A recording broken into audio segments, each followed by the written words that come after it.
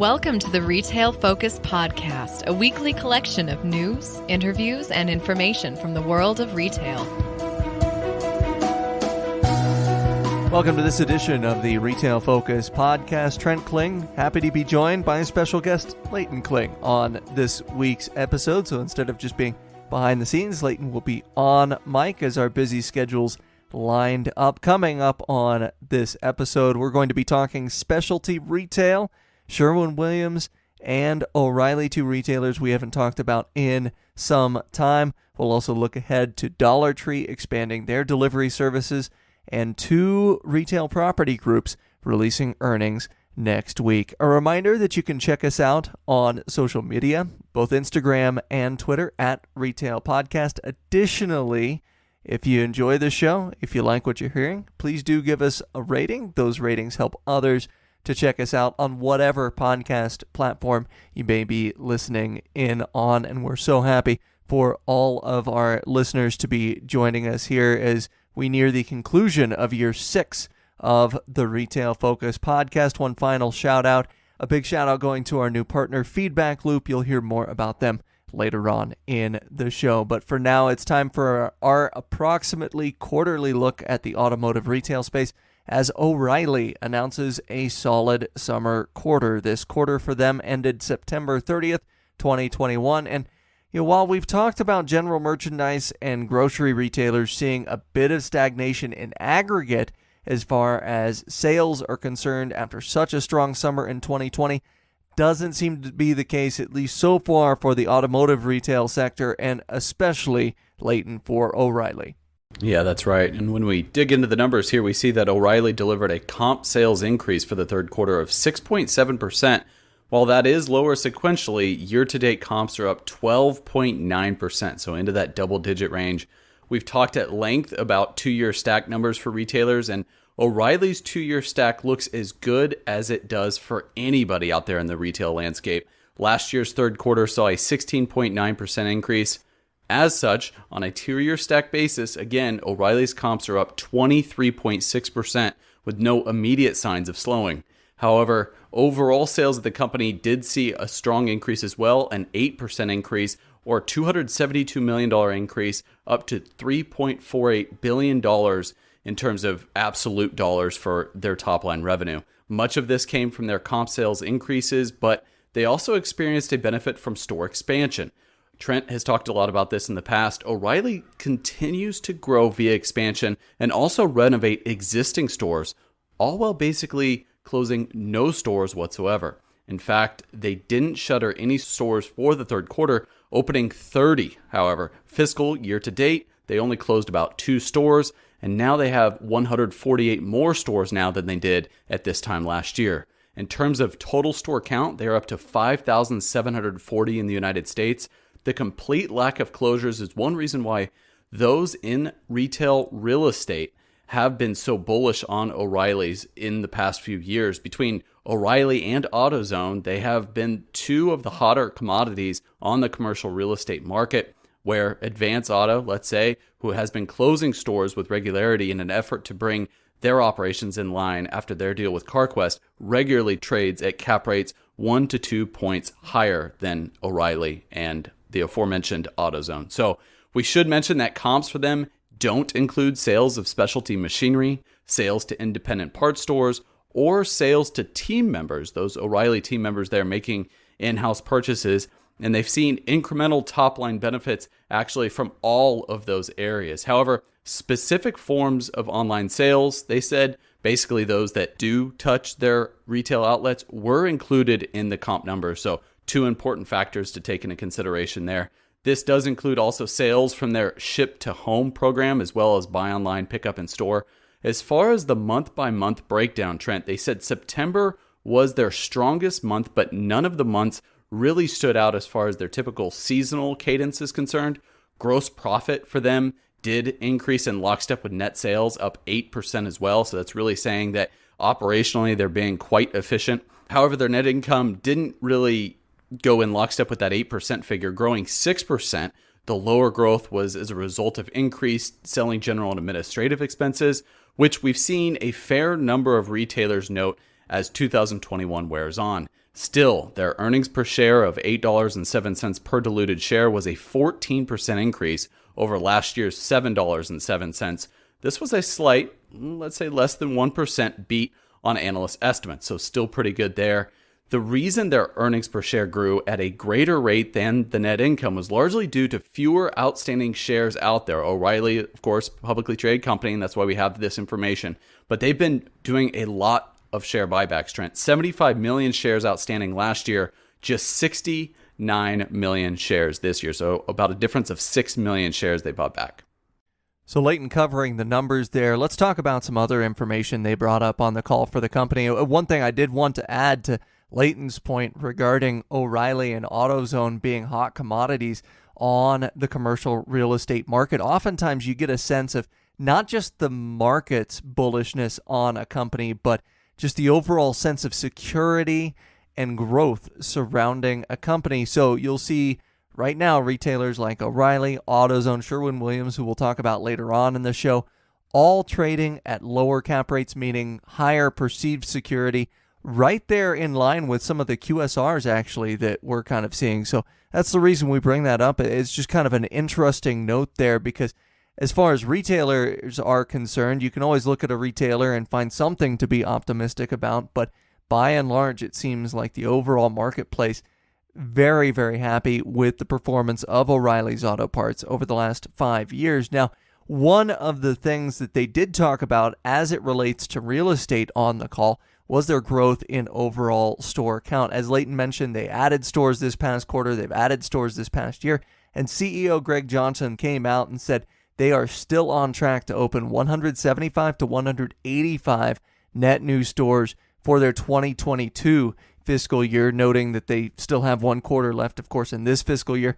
That keeps with the same trend we've seen from them over the past several years of unit count growth. Now, granted, at the same time they do that, their rental costs also increase because a lot of these stores, newer builds, they carry with it higher rents per square foot, but O'Reilly's absolutely okay with that. And they plan for this growth in terms of units to be evenly spread throughout the country, just as their growth has been so far this year. In fact, all of those new stores that Layton mentioned for this fiscal year, they've been spread throughout 40 states. So you're looking at an average of 3 stores per state throughout 40 states. Pretty remarkable what O'Reilly's has managed to do. And really their strategy has been entering more mid-sized markets where they feel they might be underrepresented. Even some smaller markets you're seeing some new builds in.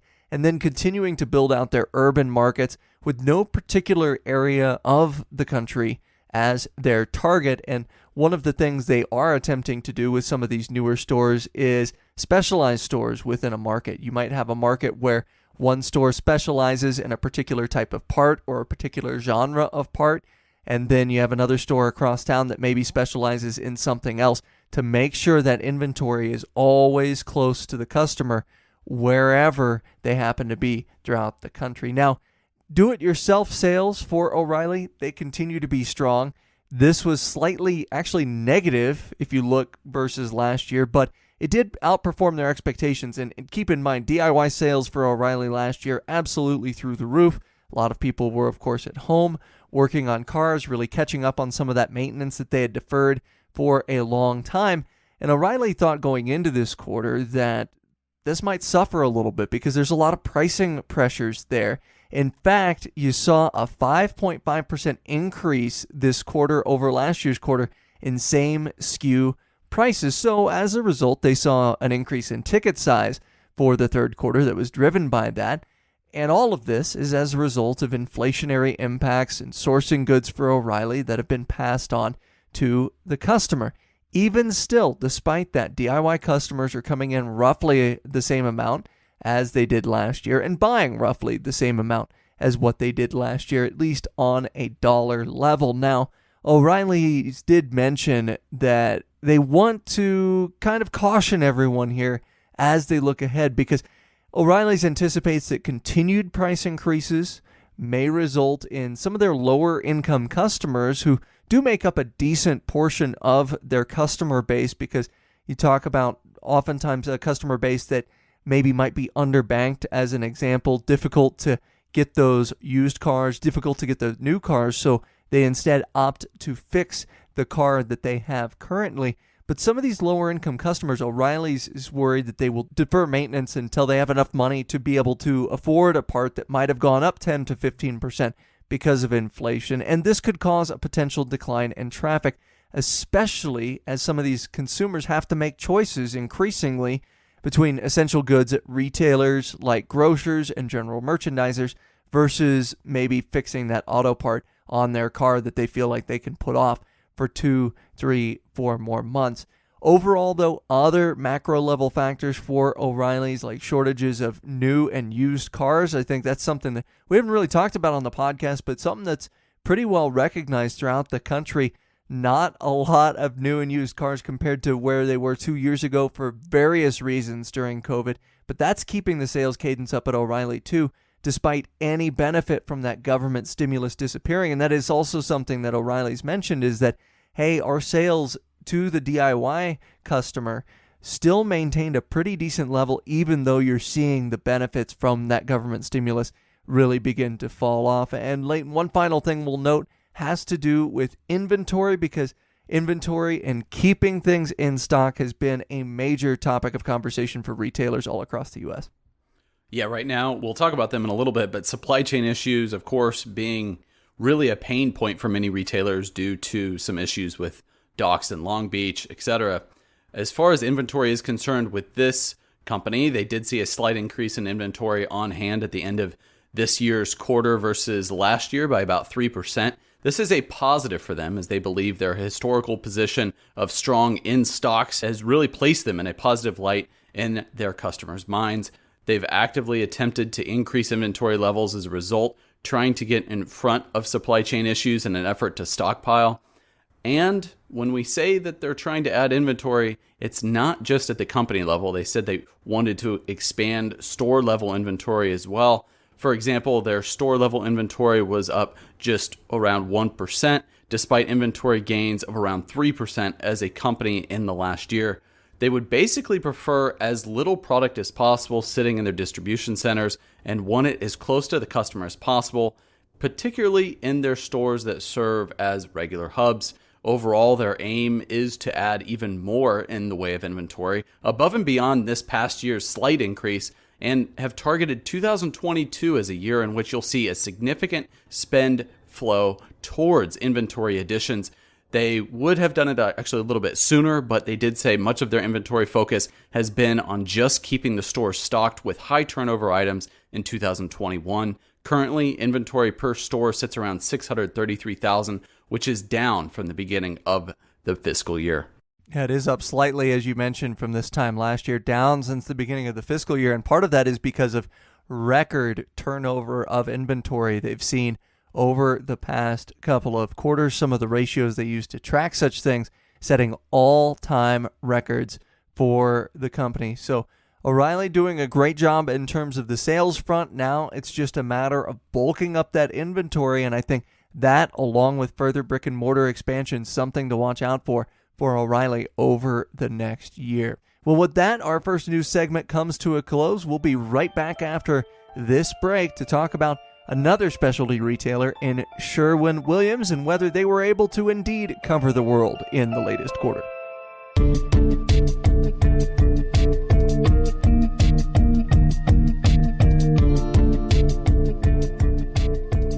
If you talk to a lot of product managers, innovators, folks that have themselves involved with startups like I do, you know how hard it is just from talking to those people for them to be sure that their next big idea will be a hit. In fact, I've got a number for you. 85% of new products fail. We're talking across the board. Huge reason for all that failure? It's too hard to validate product or market fit sometimes with consumers, no matter how much you focus group it. Sometimes you need a little bit of help. Old style market research is too slow, really hinders your entrance to market, too complicated and too expensive, especially for fast-moving teams trying to build something great. But what if you could test out your product ideas with target consumers whenever you want, before you put all the time and money into development and then launching to make sure you're not one of the 85% that fail? Well, that's what startups and Fortune 500 companies do with Feedback Loop. You can get quality feedback from their target customers early and often. Feedback Loop is the test before you invest product research platform. It's got expert templates for concept testing, user discovery, prioritizing features on your roadmap, and a lot more. You can create your own test in minutes and get back quality insights from your target consumers in hours. And right now, if you go to go.feedbackloop.com/retail, you'll get 3 full tests for free. I had to read that several times just to believe it. So if you want your next product or feature to be a hit, test before you invest, build based on data and not opinion, and launch with confidence with Feedback Loop. Once again, go.feedbackloop.com/retail for 3 full tests for free. You can click on the link in the show notes.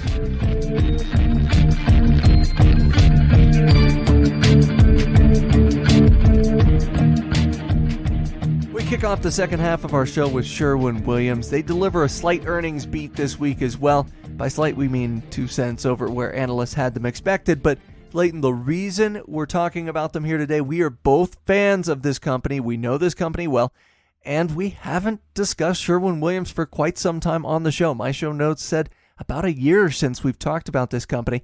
Up until this quarter, they'd been reliably delivering same-store sales increases of double digits during the pandemic, but warning signs emerged as 2 times during this latest quarter, which was their fiscal third quarter, Sherwin-Williams issued news releases that said that they were lowering their third quarter and full year of expectations. And this came not as a result of reduced demand, but rather because they seem to be one of those businesses particularly hard hit by the supply chain challenges that have beset nearly all of retail. Most of these impacts to the company seem to stem from their industrial and pro business, although with tangential impacts to their retail stores. But as they fight to keep supply up, they announced in late September an agreement to bring online additional international manufacturers of product. The company also warned of raw materials pricing during these September updates, noting that their inflation metrics showed inflation of, get this, Layton, high teens versus the 3 to 5% we've seen for most consumer goods in 2021. So that's our backdrop for a third quarter where you and I didn't know what to expect. Yeah, that's right. Usually when a company lowers internal guidance twice within a span of a month, it spells disaster, but we weren't sure exactly how this would affect their retail stores given the consistent high demand from consumers. Again, this is a company we've covered a lot in the past, a strong bellwether company, and you don't really think of Sherwin-Williams in the retail landscape, but they are really strong, especially within the home improvement landscape. Well, Trent, we got our answer overall. Within comps from North America, stores came in, well, down 2.8%. Hardly the disaster that we had mentally prepared for given their internal guidance. And while some of this could be blamed on lapping strong sales from last summer, the company placed most of the blame on product scarcity, saying that material availability issues had an impact to the tune of a high single-digit percentage for total sales. And we should keep in mind that despite strong comps during the summer of 2020 for most of the home improvement retail industry, Sherwin-Williams' comps were just okay this last year, up 3.1%. Given that, it will be some time before they see abatement of some supply chain issues. They are taking steps in stores to attempt to counter these most recent headwinds. First, CEO John Marikis said that they have implemented price increases across most product groups to counter the gross margin hit. These price increases are expected to continue into the fourth quarter. However, he did say they expect the inflationary headwinds to subside soon, even if supply chain issues might not. In any case, their stores were hampered by lower sales volume of paint products, in part due to out of stocks. The company didn't know any other sales trends in their retail stores, saying that otherwise higher selling prices have offset any other volume drop. So basically, if you don't have it in stock, maybe raise the prices of the products you do have in stock. On another note, Trent, they said that while commercial fell, residential repainting did actually grow for them as a category by low single digits. However, the do-it-yourself portion of this was down double digits versus last year as a result of raw material availability. Again, supply chain issues, really raw material availability falling and going against tough comps from, and I quote, the nesting phenomenon from last year. Lest we think that increased product costs is just smoke blown by management, which we hear a lot of on these earnings calls, cost of goods sold absolutely ballooned for Sherwin-Williams in this last quarter. It went from being 52.1% of net sales to 58.4% of net sales. That's a 630 basis point increase year over year, or on a dollar value, year-over-year increase of $340.2 million in terms of those costs, those input costs for the product. They were somehow, unlike other retailers, able to keep selling general and administrative expenses in check, though. And that's despite rising labor costs in general for the retail industry. Part of this, Sherwin-Williams is benefiting from good retention in terms of their associates and staff members. They've always enjoyed that. 26.6% SG&A was as a percentage of net sales this year versus 27.5% last year. Now, we talk about all these struggles, the increases in cost of goods sold, but cash flow was still strong for them company-wide. Some of this cash continued to find its way into brick and mortar expansion, as it has for the last several years, and although their expansion hasn't been as robust as it has for, say, O'Reilly's, who we talked about in the first segment, they still managed to open a net of 16 stores. That would be 19 openings and 3 closures in their Americas group during the third quarter. Their Americas group really accounting for those retail store presences. This brings their total store count to 4,824 in their Americas group, which is 66 over where they were a year ago. So you're not seeing that 2 to 3% year-over-year expansion like you see at O'Reilly, but still gradual expansion, a gradual build-out for Sherwin-Williams, which we'll talk about a little bit later on. Now, additional investments in the quarter went towards internal training, continuing to onboard more sales reps, and e-commerce. But this was interesting. This was the only time e-commerce was mentioned on the call. There was no breakdowns or sales updates there. No analysts asked about their e-commerce presence. Really, a lot of the focus on this call went towards supply chain, and Layton went towards putting on a bit of a persuasive tone because leadership stressed the same things over and over again. Yeah, multiple times. In fact, they stressed the following. The supply chain issues are upstream. That is, materials make it to Sherwin-Williams. Sherwin-Williams has ample production capacity and internal supply chain capacity to handle any increase in their customer demand. Customer demand remains robust, and they are convinced that customers aren't looking elsewhere for paint and supplies as a result of their brand strength. And I have to say, Trent, that is true. When you speak to contractors and just anecdotally, people still go to Sherwin-Williams, and Sherwin-Williams does have a really strong brand presence in no matter what market you're speaking about. An analyst, in fact, asked about the potential for customer outflow on the call. Leadership said that their brick and mortar presence in various neighborhood shopping centers helps to give them a more localized feel. I could not personally agree more. As such, the customer, hopefully, doesn't feel as though they're dealing with a frustrating corporate nightmare each time they attempt to navigate out of stocks. Regarding each store's interaction with professional customers, they want their sales reps to have a more partnership model with their clients than maybe a store customer model, as it were, emphasizing communication and updates on supply chain in an effort to be as transparent as possible with some of their most important customers. Overall, this is probably the best thing a retailer can do, and at this time of the year, especially at this time overall with all these supply chain issues, transparency regarding out of stocks and providing information on a proactive basis rather than using a hang tag or assuming the customers will just initiate the dialogue and ask about certain product availability. In fact, after another analyst mentioned in passing that the stores were just for do-it-yourself customers and questioned the value of the physical stores, Mauricus, again the CEO, kind of shot back on the call. He said that the stores play, and I quote, a very important role in commercial, new residential, every aspect of our business, end quote. Additionally, as a veiled shot to the analyst, he said that anyone that would believe that you could accomplish what we do with the stickiness and the loyalty that we work so hard to gain without those stores probably doesn't understand what we do yet. And I think that really speaks to the importance of those physical stores, Trent, and just exactly why they keep them open and reinvest in those physical stores year after year. He went on to provide a breakdown of circumstances in which the ready availability of stores has helped contractors, especially in the quick fulfillment of products not otherwise anticipated. For example, having to change projects last minute due to some COVID issues. He said that basically they're saving painting contractors on labor because otherwise there would be an increased downtime if they were waiting 2 to 3 days for product instead of maybe just 10 or 15 minutes. The description that was used on the call was that of a, and I quote, coiled spring ready to expand, end quote, as the company anticipates the eventual abatement of supply chain issues. Additionally, leadership continued to underscore the fact that they haven't met saturation points in any market, even in large markets such as their base in Cleveland or in Dallas, where they have 3 figures in store counts. They have pushed back that any sort of growth plateau would be reached in the near future.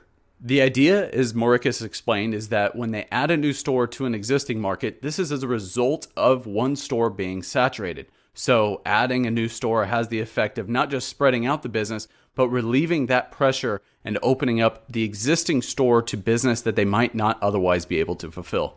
It's kind of like an osmosis issue there for Sherwin-Williams in some of these markets. And you look, as you mentioned, Layton, they have over 100 stores in a few different markets in the U.S. They're continuing to add to those markets, though, simply because those existing stores are having a tough time keeping up with demand, especially in higher construction markets. One other thing that I'll mention, and this was mentioned by the CFO on the call, maybe a good sign going into the next quarter for Sherwin-Williams after all the supply chain issues, but the positive is that they're not seeing the downturn, at least so far in the fourth quarter, as far as seasonal demand. Typically, you see especially a lot of the contractor business and the DIY business taking place during the summer. They said so far, whether this is due to weather, whether this is due to just people continuing to try and get things repainted and the construction industry trying to play catch up a little bit, they have not seen that downtick in terms of seasonal demand yet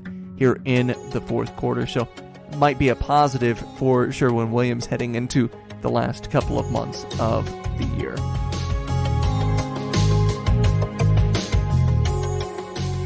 As always, we may have a position in or against companies we discuss on the podcast. Do not invest in stocks solely on the input of the podcast hosts.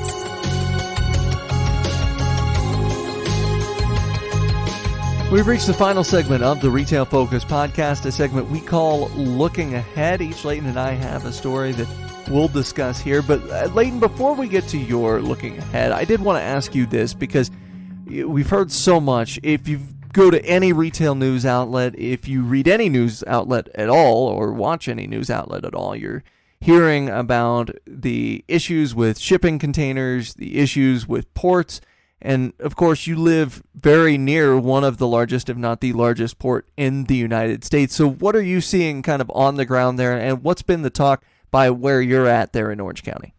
Yeah, so I think you're speaking on Long Beach there, and I do visit from time to time. There are a lot of container ships off that are sitting in the ocean just waiting to dock, and I think a lot of it has to really be talked about in terms of the lack of labor that is on some of these shipping stations. So they need drivers to take the freight away from these docking stations, and they need help there at the docks themselves. The physical labor is an extremely important component of all of this. And I think right now, everyone is just so short-handed. And if you look on our Twitter feed, sometimes, I believe, Trent, you've reposted some of the issues there that really are honing down on what needs to happen to alleviate some of these supply chain issues there in Long Beach. I think there are a multitude of factors. Analysts will go on CNBC all the time and talk about that it's not just labor, although that is a main driver. I would say that's probably 35 or 40% of the issue, but it has so much to do with the regulations that had surrounded COVID impacts in California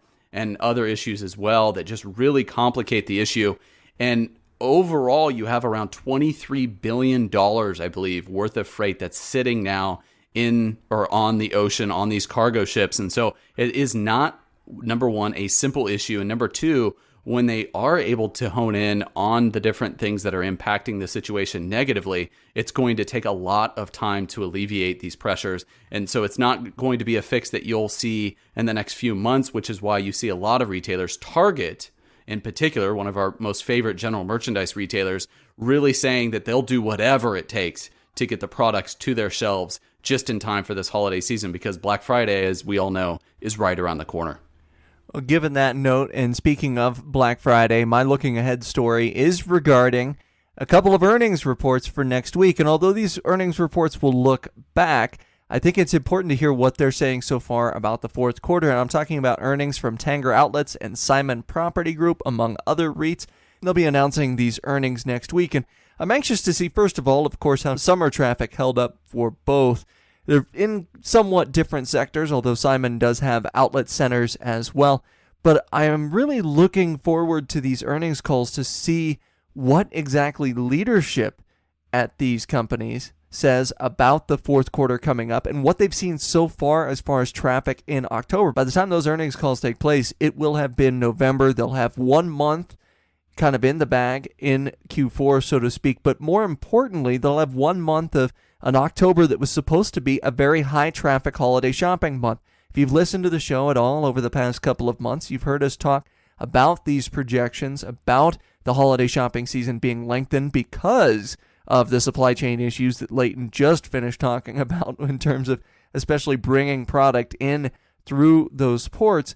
So I'm anxious to see if consumers really did get a head start on their holiday season, at least as far as traffic numbers are concerned at those property groups, and what they're seeing and what they're doing as well to try and make sure that traffic is driven in the last 2 months of the quarter in November and December, but also that they continue to keep people safe. Of course, we continue to have the specter of COVID hanging over us with the Delta variant, many states beginning new crackdown policies as well. I know, Layton, I'm about to travel to San Jose, California, where there's almost a universal mask mandate in that particular county. You can't go anywhere, essentially, indoors without a mask.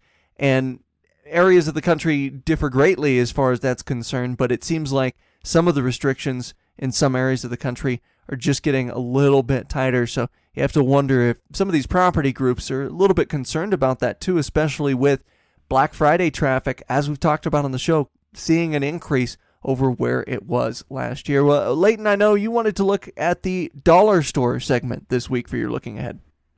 Yeah, Dollar Tree, one of our favorite retail outlets there in the United States that has nearly over 15,000 stores now and 26 distribution centers in North America.